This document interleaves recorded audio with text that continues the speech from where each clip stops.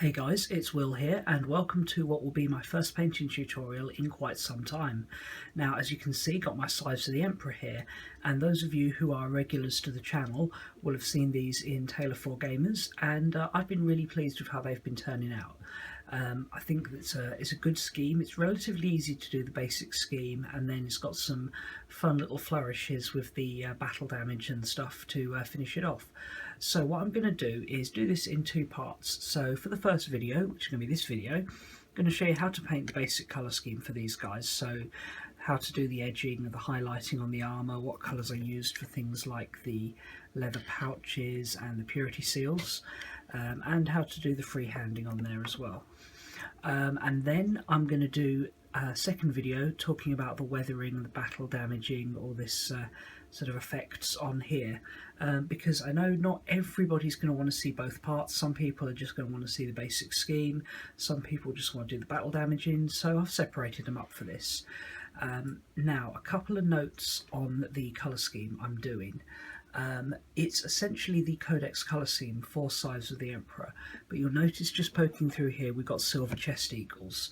Now, I have chosen to do silver chest eagles across my whole army regardless of what company they're meant to be from, because I based my scheme on some cover art from a Black Library audiobook that had the silver chest eagles. Now subsequently it's been sort of published that the Scythes of the Emperor actually designate company by chest eagle colour, and that the I think it's the 9th company that uses silver chest eagles, but I've stuck with this for my whole army regardless of what company they're meant to be from, because I think it looks good. It's a little bit of artistic license there, but I think against the yellow armour the silver chest eagles look good. So any sort of die-hard Scythes of the Emperor fans who are saying my chest eagles are the wrong colour, you know, I should be 9th company, which means I'm devastators, and obviously these aren't, these are intercessors, you know, that's a fair point, you know, but this is how I've chosen to do them. Secondly, there's the whole point on weathering and battle damage on Space Marines. Now, some people will say that, you know, Space Marines, you know, they look after their armour, they honour their war gear, you know, they shouldn't be battle damaged. But the way I see it is, as soon as you get onto a battlefield, you know, there's bullets flying, shrapnel, mud, dirt, you're going to last 5 minutes before you're all mucky. You know, to be honest, if you've not taken any battle damage after 5 minutes in a firefight, you're probably being a bit of a coward by Space Marine standards. And the Scythes of the Emperor in particular, I think heavy battle damage is appropriate because up until very recently, they've been a horribly under-strength, under-resourced chapter. Now that has to an extent changed with the coming of the Primaris Marines, but I like it. So, you know, I've separated in two parts so you can see either version, but that's just my take on some of the creative choices I've made. Anyway, without further ado, let's jump right in to the painting video. So here's the Space Marine that we're going to be using for this tutorial. It's one of the Primaris intercessors from the starter set, and a couple of things you notice. Firstly, obviously he's been primed in black, and that's just Games Workshop's standard black spray paint. And the second thing you'll notice is that the gun is detached from him. That's to make it easier to paint the chest, which is something I like to do with any model that's holding a rifle across its chest. It just you know, makes it easier to do the model. And the first thing we're going to do is get some Abaddon black. Now you may wonder why we're painting a model that's already black in black, and the reason for this is twofold. Firstly, you'll see in the recesses there that you haven't necessarily got 100% coverage from the spray can, and that's just pretty normal. You know, it's very hard on a, you know, a three-dimensional model, even if you're quite careful, to get 100% coverage with the spray can. The second thing is that when this paint is dry, you'll notice it actually has a slightly different finish to it than the black spray. So the Abaddon black and the black spray give a slightly different sort of sheen to them. So if you're going to come back and neaten up anything with Abaddon black later, which we definitely are in this, we're going to need it to all look the same. So it's definitely worth giving this a quick all over coat of very slightly watered down Abaddon black base paint to bring the whole thing together at the start. So now that the black is properly base coated, we're going to move on to the yellow, and the main yellow colour for this is definitely going to be Avalanche Sunset. It's the right colour, and also as a base paint it gives good coverage, which is really important with a yellow, because traditionally yellow has been a colour that's been a bit difficult to get coverage with, but this is a pretty good one. You will however still need 2 thin coats, so I'm going to start off applying the first coat to all the areas that need to be yellow, and this is just slightly thinned down with a bit of water to make sure it flows properly, particularly important with a base paint because they tend to be a bit thicker. And at this stage it's not too important to be overly careful, because you know, you can come back and neaten up the black later on, but obviously you don't need to be needlessly careless. So on the sides of the Emperor, the main yellow areas are going to be the torso and also the backpack. So I'm going to paint all of those in this yellow, and this is going to be the first of 2 coats, but rather than applying the next coat straight away, what I like to do with these is have the first yellow coat as almost like a general guide as to where the yellow is going to be. Then we go back over the silver parts, paint all those up, because that's quite a messy process using some dry brushing, and then we come back and do the next yellow coat once the silver and the metallic is all finished. Slightly roundabout way of doing it, but I find having done a fair number of these that it's the way that suits my painting style best. But basically the yellow area needs eventually to have 2 thin coats of Avalanche Sunset. Once that first coat of yellow is dry, we're going to move on to doing the metallic parts before we focus on the rest of the yellow. So for this we're going to start off with Leadbelcher, another one of the Citadel base paints, and one of the ones I particularly commonly use because it's a great base coat for any metallic areas. So we're wanting to focus here on things like the armour joints and also the chest eagle, which I have as silver in my scheme. So I'm going to apply a nice even coat of this. Again, as like the yellow, you don't need to be needlessly untidy with it, but it doesn't matter if you go over in places, particularly on the black areas, because that's definitely going to get tidied up a step later on. You just have to go over the whole miniature, picking out all the bits that are quite clearly going to be metallic. So around the back here you've got things like the armour joints behind the knees, and also this big power unit in the middle of the backpack here. And it's kind of yeah, just a case of going over the miniature, make sure you get them all. And you can see here some of the yellow's still showing through, so we just need to apply a second thin coat to that once that's dry. The Leadbelcher is all dry now, and it's time to give it an ink wash. And you'll see here that I've also applied the Leadbelcher to parts of the gun that need to be silver, and also to the base. The gun obviously is going to be painted in exactly the same way as the other metallic parts on the model, and the base is just because my particular basing scheme for these starts out with that, so I might as well do all that colour while I've got the paint out. So just getting a decent amount on your brush, but enough so you can still control it. Just applying the Null Oil wash, which is just the standard black wash, over all of the areas that you've just painted in the silver, the Leadbelcher. And on the gun that's nice and easy because there's no other colours on here right now. You know, you've just got black and silver, so you can afford to be a little bit sort of quick and messy, but you don't want to overload it because otherwise it could give too much of a glossy finish. On the main body of the miniature you do need to be a little bit more careful, because you don't want to spoil the yellow too much, although we are still going to go back and neaten that up, so it's not the end of the world if you do get some on there. And on the black bits again, just nice and easy to put that in there. And this wash is going to take at least half an hour to dry, so before we go on to the next step it is really important that you make sure that this is fully dried. Once the ink wash is completely dry, we can move on to the next step, which is to dry brush the metallic parts to highlight them. So for this I'm using Runefang steel. This is a slightly older pot, but it's still in good nick. Well, the pot isn't, but the paint is. So we just get a bit of the paint on our like piece of tissue paper here, work it nicely into the brush, and then just rub off the vast majority of it. So there's virtually no paint left on the brush. And then just focusing in on the chest eagle here, you just gradually drag it over the area, fairly lightly to start off with. You can go harder later on if you need to. And that, as you can see, is just picking out all the raised areas with this paint that's already dry. Dry brushing, obviously, very common technique. I'm just explaining it here for those who may be unfamiliar with it or maybe new to painting. So doing all the metallic parts, we've got the bits in there. Around here we've got the this bit here, and this just serves to give a nice easy highlight to those very detailed areas.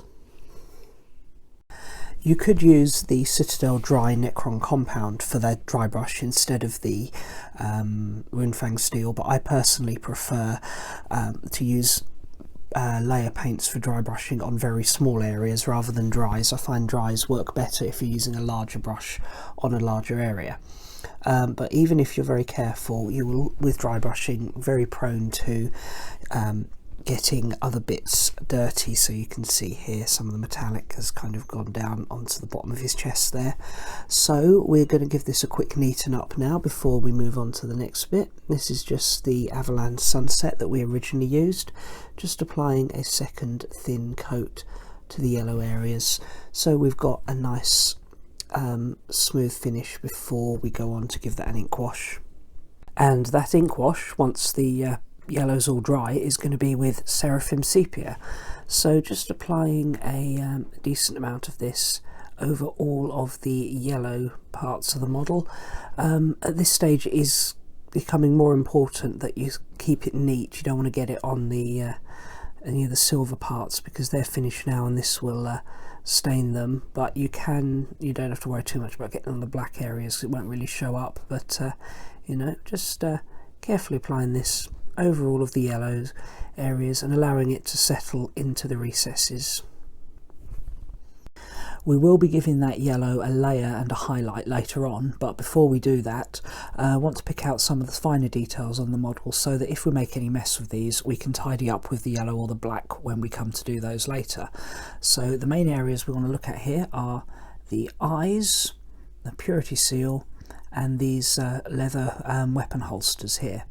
So I've got some corn red loaded up on my brush and ready to go. So I'm going to start by just doing the eyes. Now with miniatures with these sort of recessed eyes like Space Marines have, when you actually do the initial colour on the eyes, it doesn't matter if you go over into the surrounding bit if you do the eyes before you finish off the head. So here you can see I've gone a little bit over the line, but that's okay because we're still going to come back and do a tidy up coat with a black later. Corn red is also going to be the base colour for the actual wax seal on the purity seal, so we're just going to do that.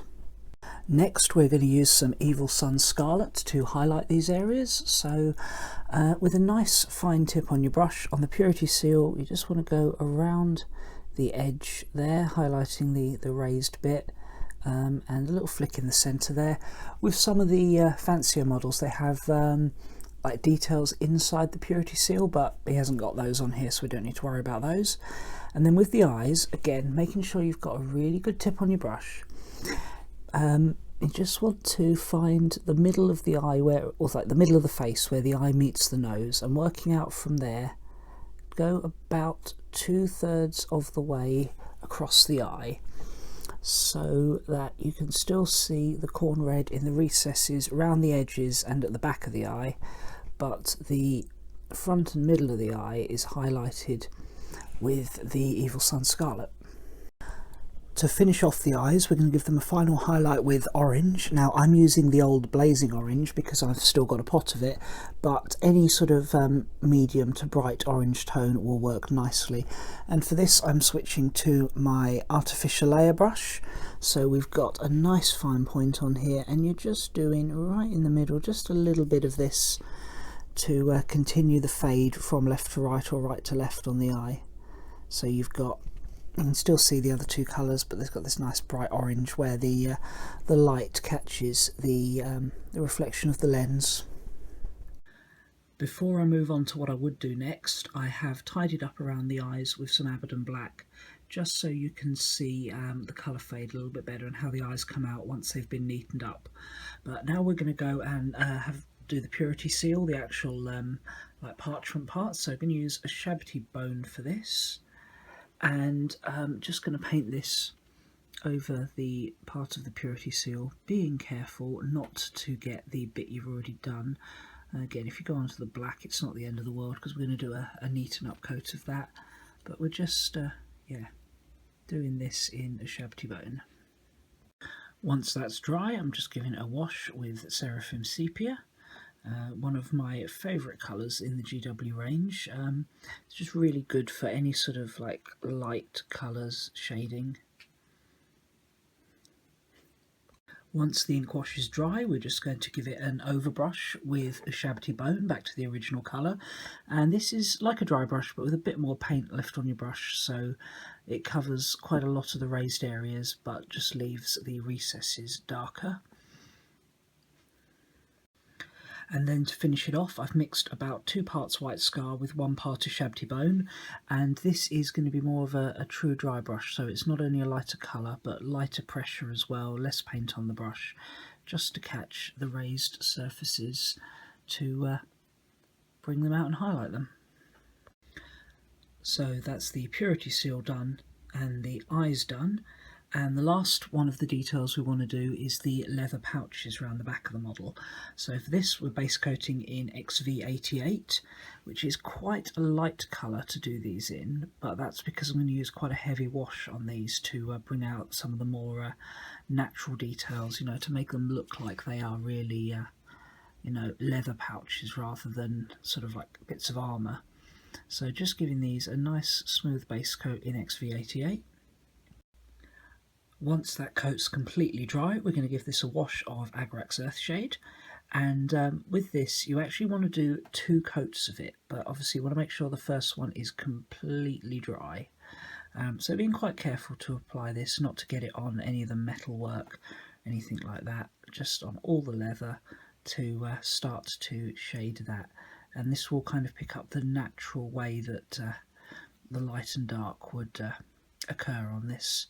But make sure you get it into all of the recesses as well, because you know, you don't want any light bits showing in through the recesses. So I went ahead and did the second coat off camera, and then allowed them to dry for quite a while to make sure they are completely dry, and then we're just going to give this a quick highlight, because right now it's got some nice shading on it here and looks pretty good, but we're just going to give it an edge highlight just to bring out those edges. This is with XV88, which was the original colour that we used earlier, so just picking out the edges to make them pop nicely. And just go around all of them, being careful to just get the edges and not get anything else on there. So now that the leather pouches are all finished and highlighted, we can go back to doing the main part of the armour, because all the little details are finished. So we're going to start by layering up the yellow areas of the power armour, and for that we're going to use Avalanche Sunset, the colour we originally based it in. So what we want to do is just paint this in to all the areas that want to be yellow except the deep recesses. So you can see here under there we're leaving that bit blank, leaving that bit dark, but we're doing the main bit of the armour. Around here we're leaving again the recesses there, and under here. So you just want to work around doing the entire model like this. And then before we go any further, just need to have a quick tidy up of the armour, specifically the black parts, where you can see we've got a few splodges of yellow and other colours on there. So just going back to our original Abaddon black colour, just tidying that up very neatly before we go to highlight it. As we come to the highlighting stage on this, I want to talk a little bit about highlighting black armour. Now, in theory, highlighting black is really easy because just about anything is a highlight for black, but it actually in practice is really quite tricky. I find that if you're highlighting black with particularly a grey tone, so you want a fairly neutral black, you either end up going with something like Eshin Grey, which to be honest is too dark and doesn't stand out very well, or you get something like Dawnstone, which often comes out too bright. Now, for just the purposes of this, I'm just going to bring in this. This is my Chaplain Cassius from the Deathwatch set. You can see here he's got black armour that's been highlighted, and if we just bring him nice and close, as you see it's 2 layers there. What I've done is an edge highlight of Eshin Grey and then an edge highlight of Fenrisian Grey, but this is very time consuming to do. You need them to be such subtle highlights so they don't make the model look grey rather than black. There is another way, but I think some of you aren't going to like it, but it's what I'm going to do here, and that is to just simply dry brush with Dawnstone.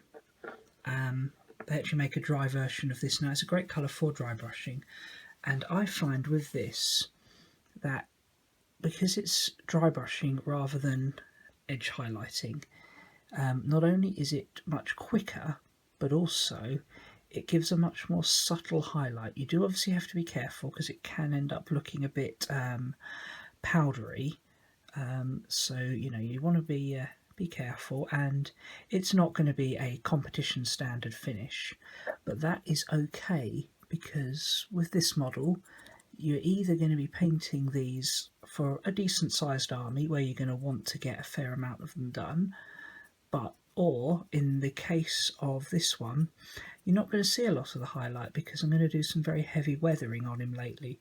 You don't have to do that, you can still make a nice army like this without doing the heavy weathering. But yeah, I personally find that for this particular scheme, the dry brushing works very well, even though it has a bit of a reputation for being somewhat of a noob technique in some circles. So you're just going around making sure you catch all the raised areas with this, yeah, give him a nice dry brush. So he's all dry brushed now, and as you can see, that is making the black armour stand out a lot more. You can really see the definition on the edges. And now all that's left to do to highlight this model is to highlight the yellow. So for this I'm using Uriel yellow, and this is going to be more of a classical edge highlight like you would expect for a power armoured model. So just going along all the raised surfaces very gently and highlighting them. And although it does seem slightly unusual to dry brush one area of the armour and to edge highlight the other, I find that it actually gives a very nice finish when the model is done and doesn't clash the way you might think it does. It's obviously a little bit more time consuming, but the yellow is a smaller area, so we can afford to spend a little bit more time on that. And what you end up with is a model where the yellow areas, although they're relatively small, really pop and take the focus, which means we can, you know, focus on them and do the slightly quicker, just black and a dry brush technique on the black without it detracting from the overall finish. So now that the yellow is all done, you can see that's giving a nice crisp highlight to all the yellow parts of the model, and I've stuck the bolt gun in place to finish up the model. Now you could play with him like this, you know, just finish off the base quickly and you've got a perfectly acceptable tabletop standard miniature. But there's a couple of bits I want to do. Like I said, I want to do some weathering, but I'm going to do that in a separate video because I know that's not to everybody's taste, so let's do that separately. But what I do want to do is some, what's the word I'm looking for? Freehand, like the iconography for the model. So on the Scythes of the Emperor, there's 2 bits I do the Scythe symbol on one shoulder pad, and then the tactical symbol on the other, because this is a Primaris intercessor, so they use the tactical symbol. So we're going to start with a scythe. Now for this, the colour you want is definitely going to be Avalanche Sunset. It's just a nice sort of deep yellow that is going to allow us to paint over black, and being a base paint it will take quite nicely over black. Now for the scythe symbol, you can get transfers for it from other manufacturers, but I personally prefer to freehand it. So start off with using a brush with a nice tip on it. We just want to do a cross, a diagonal cross across the shoulder pad here. Now you'll notice that doesn't look especially neat. That's at least in part because I'm trying to do this on camera and that's a little bit fiddly, but also it's not the end of the world if it's not very neat. You can go back over it, and what I like about doing this on a black background is you can always just go and neaten it up with a fine brush and some black paint at the end. You know, that's one of the secrets to freehand, isn't so much having a really steady hand and getting it right first time, but it's about just going back and neatening it up, taking your time over it. Next, we want to do the actual blades of the scythes. Now, these are probably the hardest bit to get right, and it's, you know, it takes a bit of practice to do this, but it's practice that makes you better at these things. So yeah, we just do the outside lines of that, and then fill in the middle. And if you're not happy with the shape, you can always just do a little bit more. Now you will see there's a couple of places where the paint hasn't given full coverage in the middle there, and that's okay because we're using the paint a little bit watered down, which means you can go back over it and do another layer to get that better coverage without interfering with the sort of the, you know, making it go all thick. You know, we've got nice thin watered down paint for this, but not so watery that you've got no control over it. And then we just do those two little flicks at the end of the scythe blade there. And then I'm going to neaten up the blade a little bit with some black over the top here because it bulges out a little bit too much for my liking.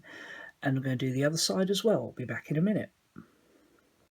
So you can see that scythe symbol is all done now, and I've neatened it up with a little bit of black around the edge just to try and keep the two blades in proportion with each other and give it a nice crisp finish. Now the other thing we're going to do is the tactical symbol on the other side. Now this is going to be a bit of a fiddly shoulder pad to work with because it's got this, oh hang on, knock the camera, got this little bulge in the middle here, but that's fine, we can work around that. And the colour for this is going to be a white scar. Now one thing about using white scar over black is this is going to be a bit tricky to do. It's probably going to take a couple of layers because white scar doesn't have the best coverage, especially over black. But the trick here is just to use the right amount of water on your paint to get a good consistency, so you don't make it really thick when you're doing multiple layers. You can still do multiple layers without sort of getting a really thick blobby bit of paint. Anyway, to do the symbol, again, just need a brush with a good point on it, and we're going to start by drawing a little triangle. And this is fiddly to do on a curved surface, but if you don't get it quite right, once again you can just neaten up with black once you're done. So we draw a little triangle like that, and I have to make it a little bit bigger on this side just to neaten it up. And then finish it off at the bottom, and I'm still not quite over to this side enough. There we go, that's better. And then just do the two lines coming down to make the base of the tactical symbol. So we draw the outline and then we just carefully fill it in. You know, it's just colouring within the lines. And you can see there that it's still not quite symmetrical, but we can line that up with a bit more paint over this side, and a little bit more coming down this arm of the triangle. And as you can see, that's not given me particularly good coverage, but it's a start. You know, we've got our base sort of shape down, and then we can just give that a minute or two to dry. And then come back over it again with another thin layer. Two thin coats, always better than one thick one, especially when you're in a scenario like this where you're probably going to end up having to do 3 coats to get it. So I'll be back in a minute once that's all done. So as I thought, it did take 3 thin coats in the end, but as you can see, that's now a nice smooth layer of white. But the shape isn't 100% perfect. On this side here, it's a little bit bowed outwards. So just going to go back with some Abaddon black and just very carefully neaten that up a little bit, just to straighten it out, make the shape more symmetrical. It will always look slightly curved because it's on a curved surface, but that's a lot better now than it was. So with the freehanding, the 4 things to really bear in mind, I would say, are first of all, make sure you water your paints, because you may have to do 2 thin layers. You may have to come back and neaten up, so you don't want the paint to be building up in sort of thick layers. You know, you want thin layers with additional water. Secondly, you want to mark out the basic shape first, then go back and fill it in, and finally, don't be afraid if you have to go and neaten up around the edges with the base colour. You know, that's perfectly normal to help get it to just the shape you want. And yeah, without too much effort and a little bit of practice, you can get some tidy freehand for sort of basic shapes. Anyway, I'm just going to finish basing this model now and then show you what he looks like when he's complete. And there we have it. With this Sector Mechanicum base done, we have finished our Scythes of the Emperor miniature. And I'm really pleased with how these guys have turned out. I think it's a nice, crisp, clean scheme. It's not overly difficult to achieve. The freehand takes a little bit of practice, but there's nothing on there that's difficult to do, but produces a nice model. So yeah, you can leave him as that and have a perfectly nice army for gaming with. But for those of you who have seen some of my other videos doing bat reps with these guys and the Taylor 4 Gamers will know that I do quite a lot of weathering on mine. Now, I know that's not to everyone's taste, and some people are just going to want to see the basic schemes, so I'm going to end the video there, but stay tuned because soon I'll have a video up showing you how I do the weathering for these guys. Anyway, thanks a lot for watching, and I'll see you guys again soon. Bye!